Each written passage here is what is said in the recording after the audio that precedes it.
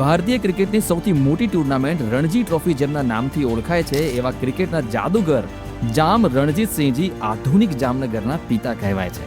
નમસ્કાર, સ્વાગત છે તમારું અમો જામનગરની સિરીઝ ભૂલાયેલ ભૂતકાળ એપિસોડ 10માં. 1907માં જામ રણજીતસિંહજી ગાદી ઉપર આવ્યા ત્યારે જામનગર જૂની શૈલીનું હતું. તેમના યુરોપ પ્રવાસ દરમિયાન પેરિસ અને બીજા શહેરોનું આયોજન તેમણે જોયું અને કલ્પના કરી આધુનિક જામનગરની. જામનગરની સાંકડી ગલીઓને બદલે પહોળા રસ્તા, અંડરગ્રાઉન્ડ ગટર વ્યવસ્થા અને પાણીની પાઇપલાઇન એ બીજા રજવાડાઓ માટે ઉત્તમ ઉદાહરણરૂપ હતું. પ્રતાપ વિલાસ પેલેસની એક એક ઈંટ જામ રણજીના વિઝનની સાક્ષી પૂરે છે. રણજીનું એ વિઝન જેણે જામનગરને સૌરાષ્ટ્રનું પેરિસ બનાવ્યું.